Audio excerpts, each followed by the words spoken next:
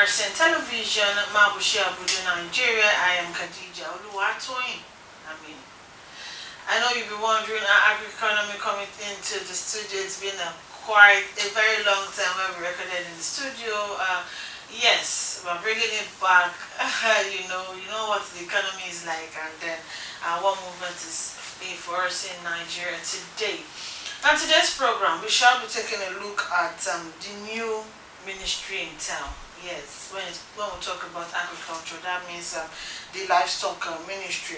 We're going to be Xraying the economic benefits, what Nigerians stand to gain, and of course our country's GDP. Before I introduce my guests, we'll go on a short break and then we'll see what livestock is in a bit. Stay tuned.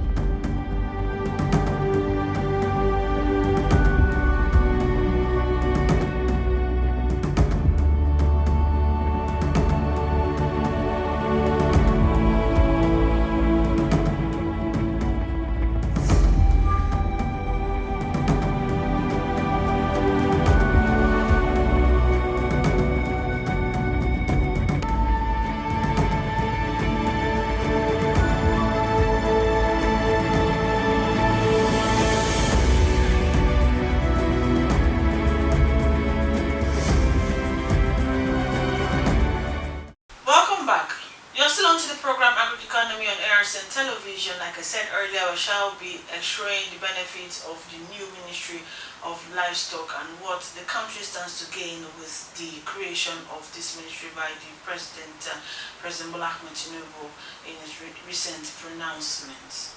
Our guest, of course, on the program that has been dissecting silent issues when it comes to agriculture is our regular guest on the program, our in-house economist, Agric economist, and he has shed so many lights on different topical issues when it comes to agriculture in Nigeria. It's no other person than Mr. Advert.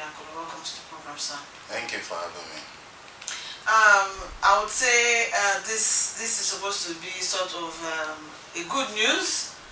Because so many experts in the livestock industry have been clamoring for the need for them to stand on their own so that the sector can actually have its own say, its own stand, and get attention as it ought to have.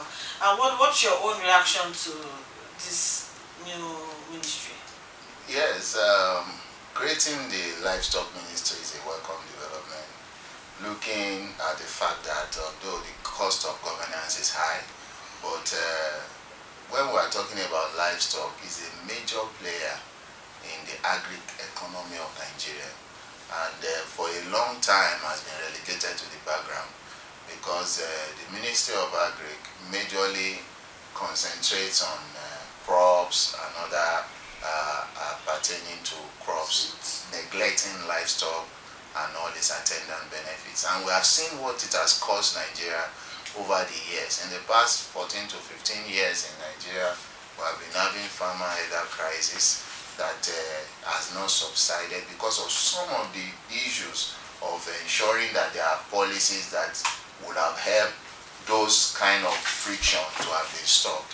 So the president instituting a committee and looking at the various issues on why, one, to reduce the insecurity that is caused by this incessant friction, and also to take maximum benefit from what livestock can offer Nigeria, decided to, against all odds, establish the Ministry of Livestock. To me, it's a welcome development, and if properly put in place with other policies effectively implemented, in the next few years will be a game changer for Nigerian economy. Okay, so much you said, but looking at the fact that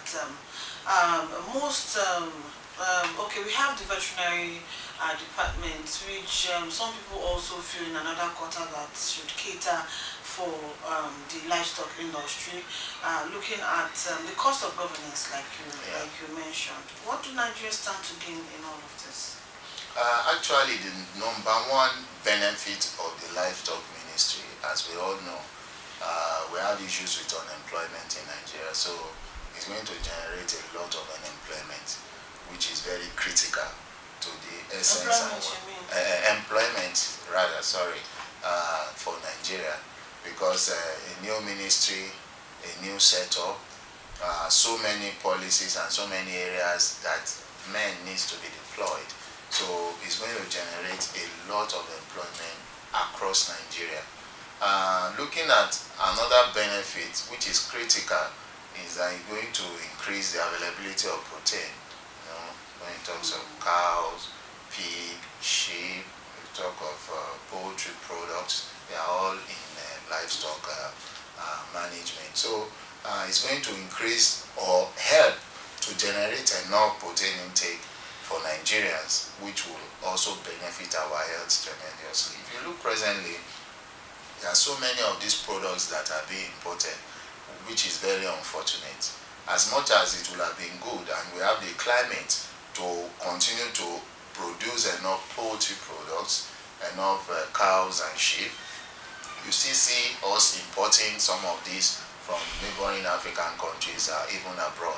And looking at the economy, what this livestock does to economies in Europe, countries like Belgium have used this livestock to improve tremendously their GDP on, as regards livestock trading and management.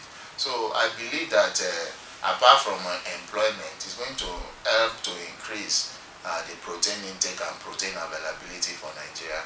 And above all, the Ministry of Livestock, if the policies are properly implemented, is $1 million ministry that would generate so much and improve the GDP of Nigeria.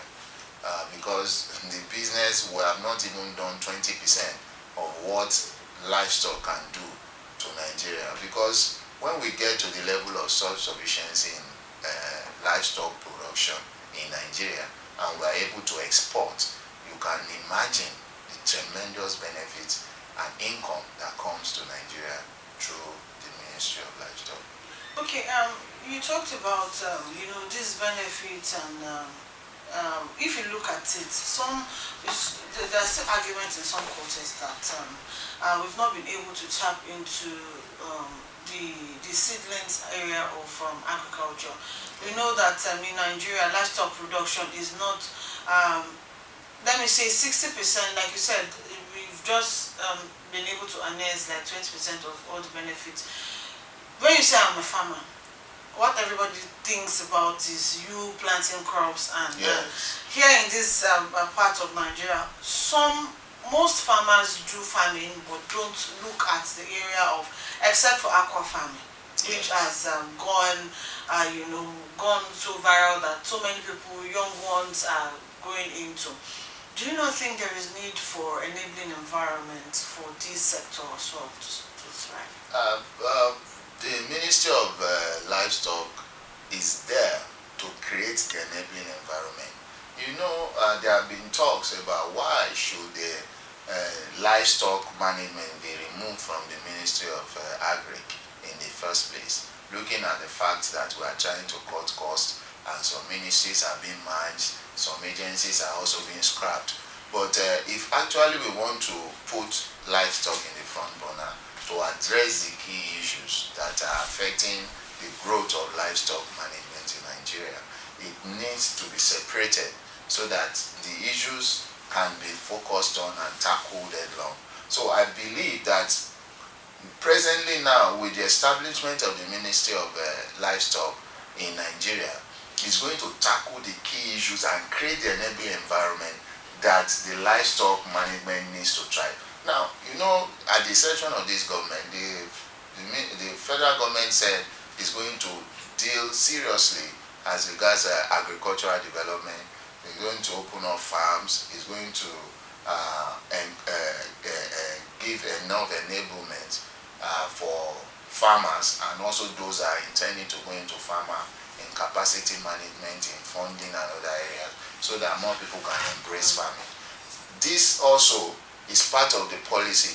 Livestock is also part of the policy of the government, and the government also before this present administration, we're looking at grazing area challenges, which the government suggested that states should be able to create grazing reserves so that cattle and others can be able to use that, so that it will not be encroaching on farmlands and thereabout. So these are some of the issues that could not be tackled then because of the multifaceted nature of the Ministry of Agric. This ministry will be able to look at the grey areas, look at the fears of the state and all the stakeholders, and look for ways to come to a round table to be able to clear every doubt, to remove every fear, and put a policy in place that is effective and everyone can run with. That is the core essence of the Ministry of Livestock, because there are challenges already on ground that if there is no ministry to tackle them, might continue to delay. So I believe that this ministry's establishment will create an enabling environment for the overall overhauling of livestock management in Nigeria. Okay, yes, that being said, quickly we'll go on a short break. When we return, the program continues. Sitting.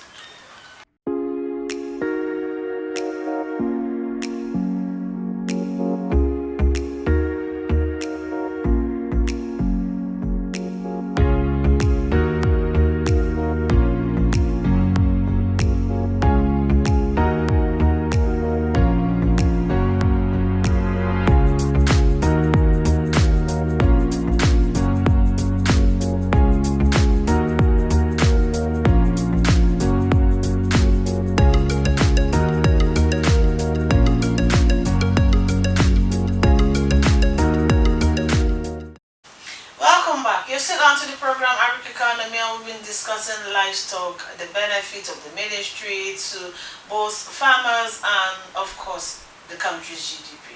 My guest, Mr. Gabriel Dakolo, has been with us and he has been discussing extensively on this.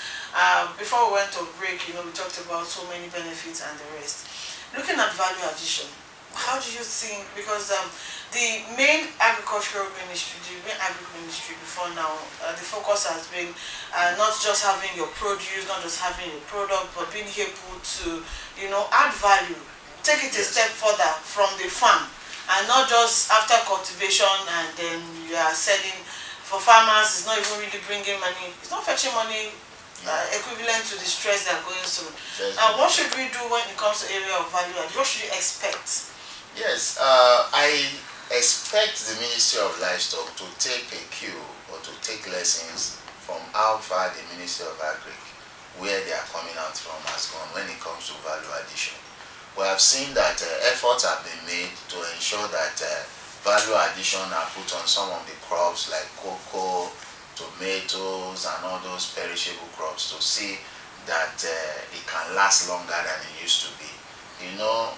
When some crops are in the season, you discover that when you are going along the way in those places like Benue, for example, you see heaps of rotting oranges, some rotting tomatoes and the rest, because there is no enough preservation. But things are changing.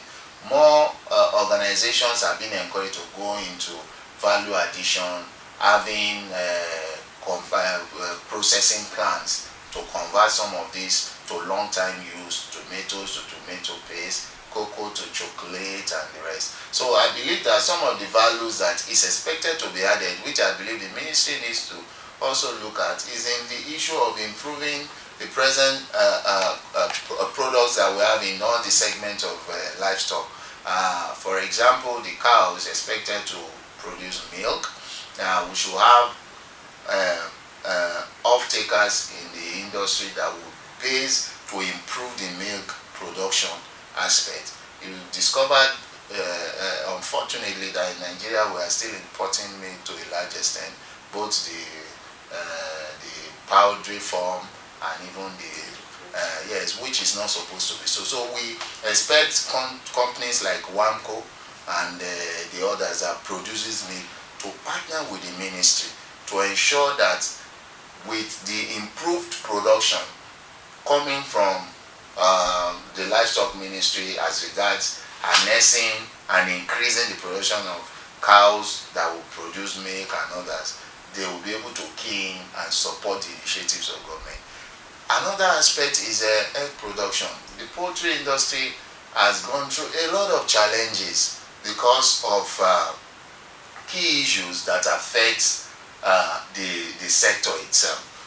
Poultry feeds are very expensive either to buy or to produce, and when the byproduct of poultry, for example like eggs, come into play, it becomes very expensive because of the cost of production. So the ministry also must look at this area of value addition to tackle some of the challenges that are associated with expensive poultry feeds and other issues that are making it expensive and not being affordable for the people to be able to patronize, and also increase their production. Because if you look at most of those in the poultry sector, for example, now the production level has reduced either to lack of capacity or other problems that are plaguing the sector. So the ministry now has the opportunity to look and take a holistic approach at all these issues vis-a-vis the value addition and improve on them, because just like I said, the sector is $1 million sector that if Nigeria can harness the benefits, we are going to be we enjoy the benefits thereof. Okay, that being said, sir, if you look at the main agricultural sector now, where the livestock is being, carved out from, we see that we used to have, even though we still have them, but some communities will say that they no longer see them like they used to before now. We have extension farmers extension workers who come to the farms to inspect. Is this your species of cassava good enough for this soil? Okay, what are you doing? This leaf, this cowpea is not coming out well. Are you sure you're taking this particular step? And do you think there is need for us to have these extension workers too in the livestock industry?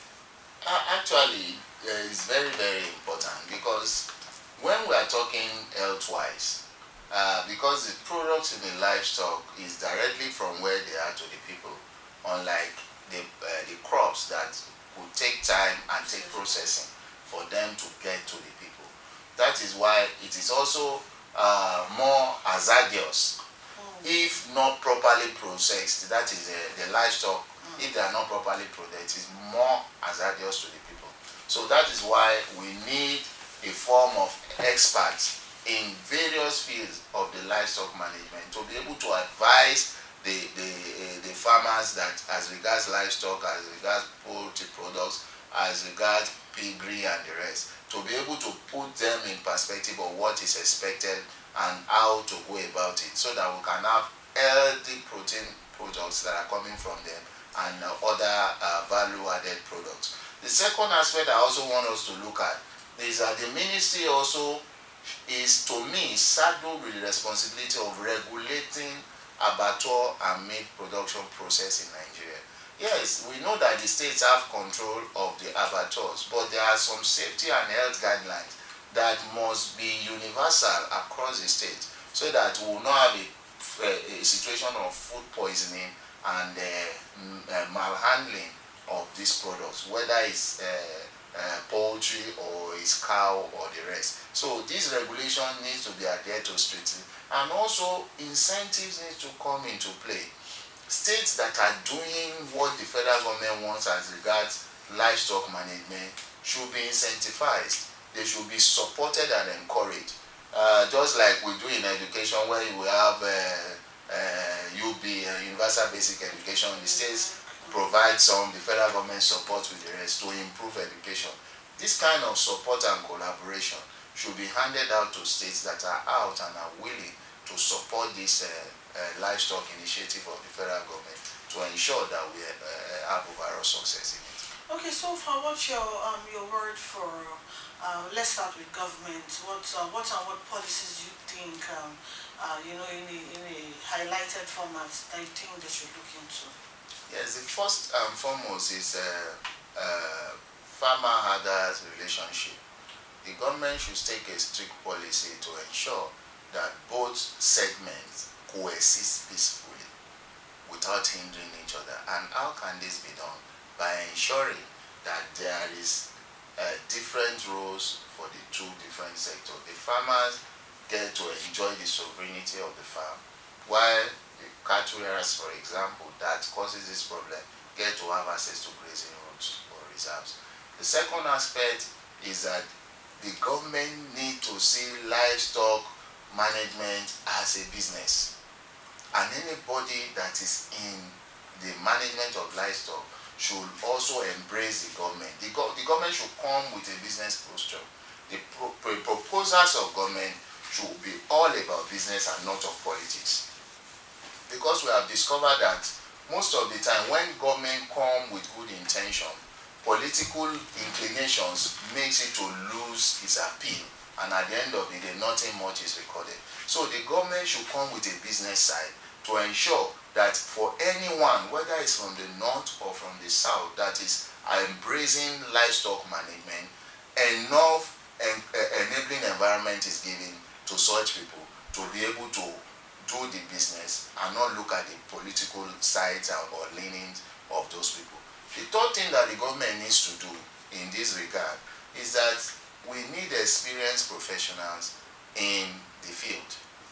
Experienced professionals that can help those that are already in the business or those that are intending to go into livestock management to be able to guide them. So the government needs to come up with enough workshops, enough training for both in-house and external staff, and also stakeholders in the sector, to ensure that within a year or two we stand with a sound footing as regards livestock management.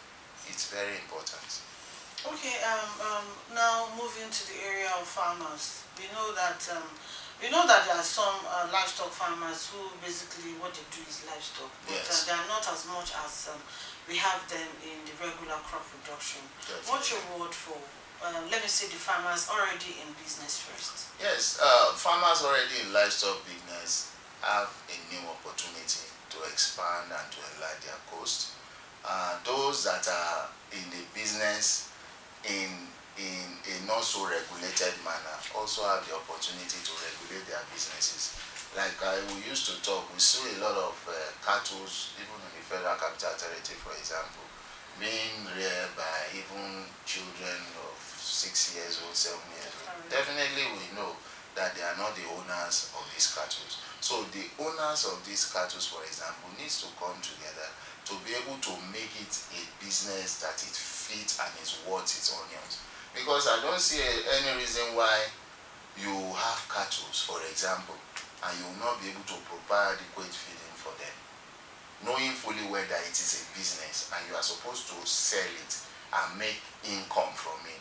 So when you are going to make income from something, then there must be a cost that is attached to it, and the cost attached to rearing cattle is mainly feeding to ensure that they grow. So we need to have a round table. The ministry needs to have a round table with farmers that are already in the livestock business to turn it into a business concern and not a religious or sectional issue. When it becomes a business concern, I do not see any reason why cattle will be roaming about major streets. They are supposed to be in areas or in some segmented grazing routes, knowing the benefits that should come to them. In other climes, like we used to say, cattle do not roam about. They are in grazing reserves. So if we want to enjoy this business, the ministry needs to emphasize key restrictions to our farmers and also those that are coming in to know the rules of engagement. It's very, very important. Okay, I was going to ask you that those are, with the ministry now being created, and everybody will be feeling okay. Now there's a headway. There's, there's going to be an enabling environment for the sector. What your words were going to be for intending farmers. On an unusual note on the program, youth who feel farming is just the whole and cutlass thing. What's your word for them? Yes. Livestock farming to me is even more interesting than the normal regular farming, and once you are able to, because it also has its own integrated farming component. For example, if you are into poultry, you don't need to have so much large space to be able to rear as much as thousands of birds once you are able to have, prepare very well and it's integrated. So the youths and the young ones have a lot of opportunities in livestock farming, and I believe that if it is embraced now, we will have millionaires legitimately from the youth through livestock farming. So it's something that should be embraced. Okay, yes, you've heard it from our guest, the need for, the upcoming youth to embrace farming, especially livestock farming, as this is not the regular kind of farming that you say is stressful or it's just thing of monitoring and then you cash out, like we always say in Nigeria. Thank you for joining us on the program, sir. Thank you for having me. Yes, don't forget to join us again for another educating episode of Agric on Television. For now, we'll say bye from here.